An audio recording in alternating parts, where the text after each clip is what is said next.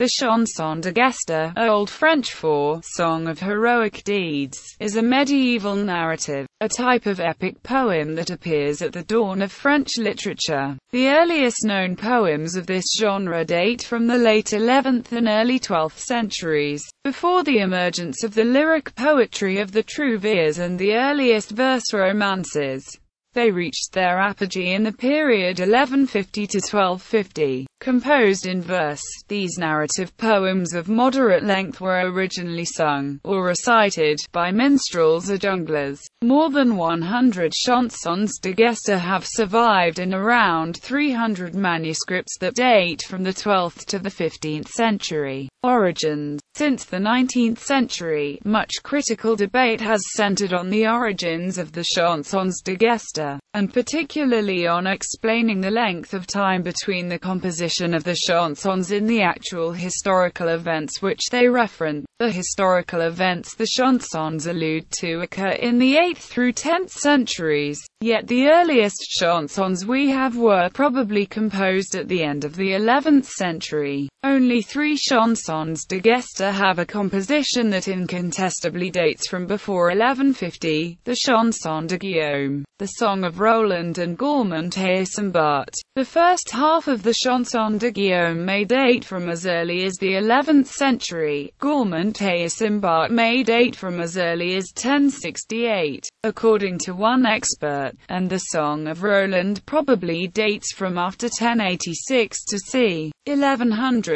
3 early theories of the origin of chansons de geste believe in the continued existence of epic material in these intervening 2 or 3 centuries. Critics like Claude Charles Fouriel, François Reynaud, and German romanticists like Jacob Grimm posited the spontaneous creation of lyric poems by the people as a whole at the time of the historic battle, which were later put together to form the epics. This was the basis for the Catalina theory of epic origin, which was elaborated by Geste in Paris, although he maintained that single authors, rather than the multitude, were responsible for the songs.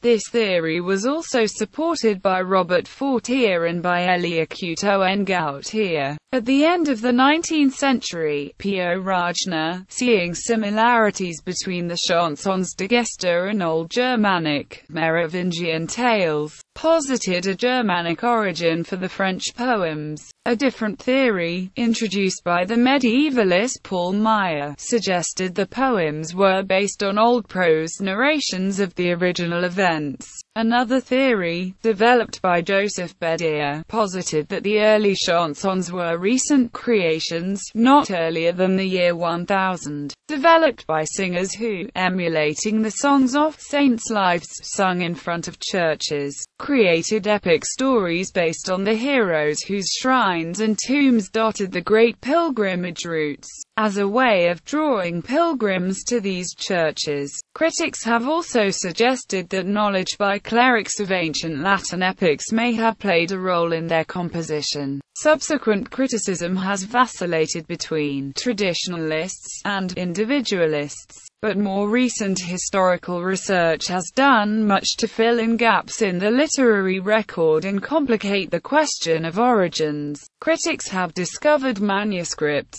texts and other traces of the legendary heroes, and further explored the continued existence of a Latin literary tradition in the intervening centuries. The work of Jean Rickner on the art of the minstrels and the work of Parry and Lord on Yugoslavian oral traditional poetry, Homeric verse and oral composition have also been suggested to shed light on the oral composition of the chansons, although this view is not without its critics who maintain the importance of writing not only in the preservation of the texts, but also in their composition, especially for the more sophisticated poems. Subject matter and structure. composed in Old French and apparently intended for oral performance by jongleurs. The chansons de geste narrate legendary incidents in the history of France during the 8th, 9th and 10th centuries, the age of Charles Martel, Charlemagne and Louis the Pious, with emphasis on their conflicts with the Moors and Saracens, and also disputes between kings and the vassals. The traditional subject matter of the chansons de geste became known as the matter of France. This distinguished them from romances concerned with the matter of Britain, that is, King Arthur and his knights, and with the so-called matter of Rome, covering the Trojan War, the conquest of Alexander the Great, the life of Julius Caesar and some of his imperial successors, who were given medieval makeovers as exemplars of chivalry. A key theme of the chansons de geste, which set them off from the romances, is their critique and celebration of community, collectivity and the representation of the complexities of feudal relations and service.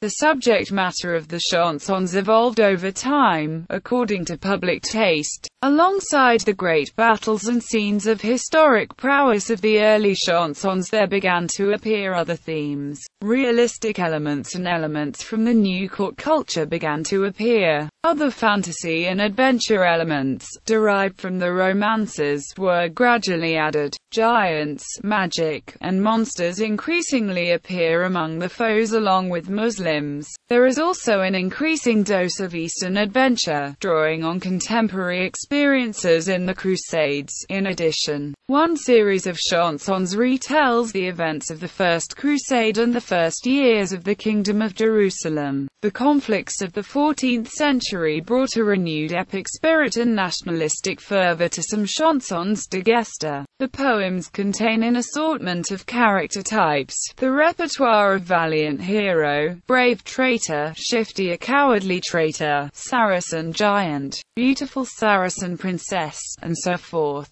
As the genre matured, fantasy elements were introduced. Some of the characters that were devised by the poets in this manner include the fairy Oberon, who made his literary debut in Huon de Bordeaux, and the magic horse Bayard, who first appears in Renaud de Montalban. Quite soon an element of self-parody appears. Even the august Charlemagne was not above gentle mockery in the Pèlerinage de Charlemagne. The narrative structure of the chanson de geste has been compared to the one in the Nibelungen Leiden in Creole legends by Henri Whitman on the basis of common narrum structure as first developed in the work of Eugene Dorfman and Jean-Pierre Tussaud. Versification. Early chansons de geste were typically composed in 10-syllable lines grouped in assonant stanzas. These stanzas are of variable length. An example from the Chanson de Roland illustrates the technique of the 10-syllable assonance form. The assonance in this stanza is on E, D sus un pin, de les un églantère and for desto diunt, vet out dormer, le recited li re ski dolce France tient. Blanche ad la barbe tut fleuret le chef, gent ad la cause le continent fear, say kill demandit, ni l'aristo en senna.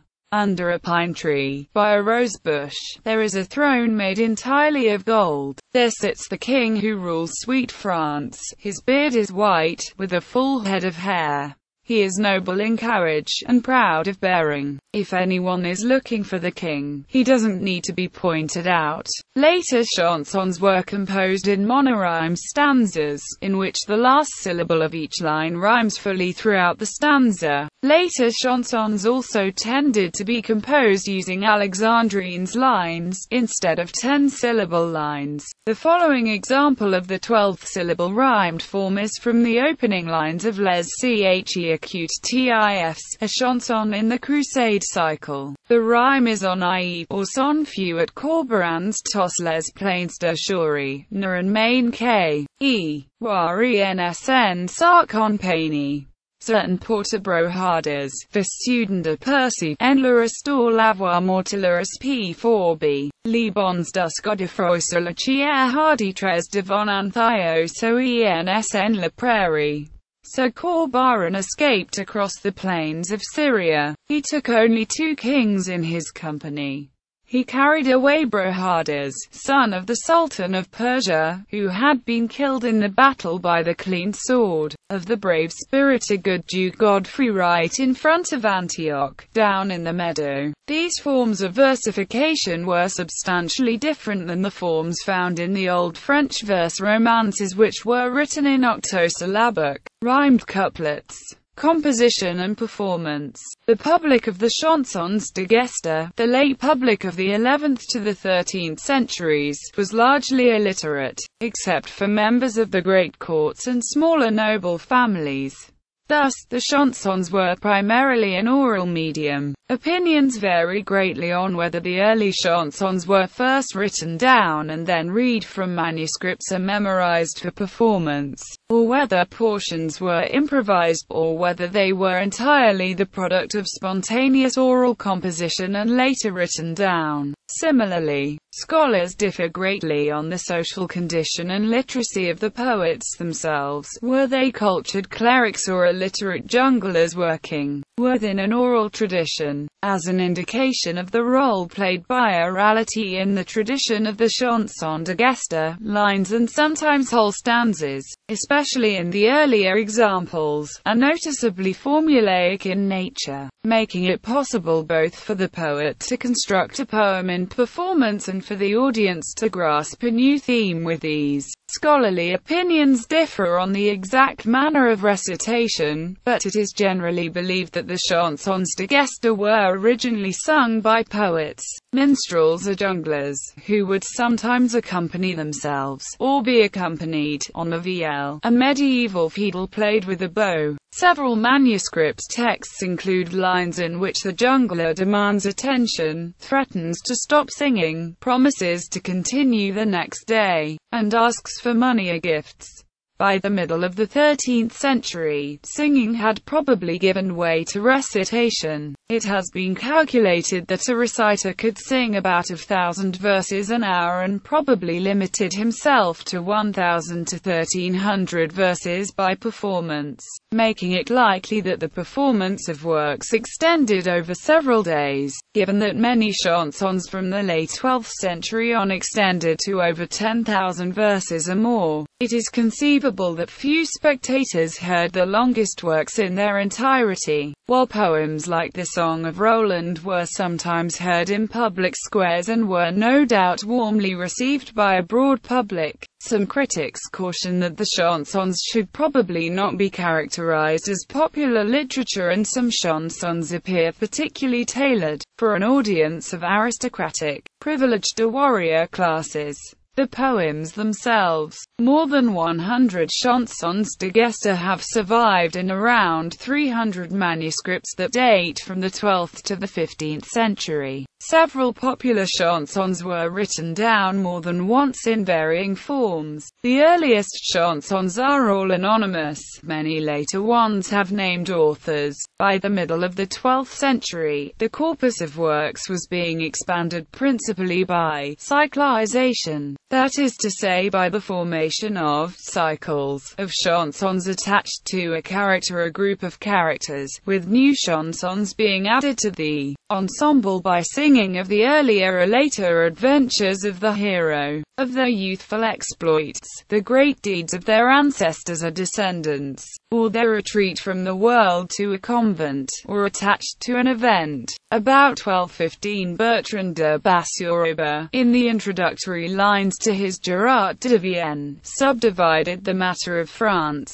the usual subject area of the Chansons.De, into 3 cycles, which revolved around 3 main characters. There are several other less formal lists of chansons, or of the legends they incorporate. One can be found in the Fableau entitled Des de Bordeaux Ribords, a humorous tale of the second half of the 13th century, in which a jongleur lists the stories he knows. Another is included by the Catalan troubadour Guiraut de Cabrera in his humorous poem on Sonoman, better known from its first words as Cabra Juggler. This is addressed to a juggler and purports to instruct him on the poems he ought to know but doesn't. present. The listing below is arranged according to Bertrand de Bassourbe's cycles, extended with 2 additional groupings and with a final list of chansons that fit into no cycle. There are numerous differences of opinion about the categorization of individual chansons. Geste du roi. The chief character is usually Charlemagne or one of his immediate successors. A pervasive theme is the king's role as champion of Christianity. This cycle contains the first of the chansons to be written down, the Chanson de Roland or Song of Roland. Chanson de Roland. Several other versions exist, including the Occitan romances, the Middle High German Rolandslied and the Latin Carmen de Predicatione, Pèlerinage de Charlemagne, Voyage de Charlemagne à Jerusalem et Constantinople, dealing with a fictional expedition by Charlemagne and his knights. Fierabras. Aspremont. A later version formed the basis of Aspromonte by Andrea da Barberino. Ancaeus de Carthage. Chanson de Saxonis or Song of the Saxons, by Jean Baudel. Huon de Bordeaux, originally c. 1215 to 1240, known from slightly later manuscripts. A prequel and 4 sequels were later added. Oberon Chanson d'Esclarmonde de Clarissa et Florent Ydea Olive Gaudin. Jehan de Lanson. Berthier Grand Pied by Adenet Loire, and a later Franco-Italian reworking. Les Enfances Ogier by Adenet Loire, to Ogier the Dane. Entrée d'Espagne. Hugues Capet. Galien's Les Restaurés, known from a single manuscript of about 1490. Aikin or Aquin. Autuel or Autunel. Mainet. Basin. Auguille Danois by Raimbert de Paris. Guy de Bourgogne. Macara la chanson de la reine Sébile. Huon d'Auvergne, a lost chanson known from a 16th century retelling. The hero is mentioned among epic heroes in the Ensonomon of Guiraut de Cabrera, and figures as a character in Mainet. Geste de Garin de Montglain. The central character is not Garin de Montglain, but his supposed great-grandson, Guillaume de Range. These chansons deal with knights who were typically younger sons, not heirs, who seek land and glory through combat with the infidel enemy. Chanson de Guillaume. Couronnement de Louis. Le Charrois de Nîmes. Le Prise de Range. Reworking of a lost version from before 1122. Aliscans, with several later versions.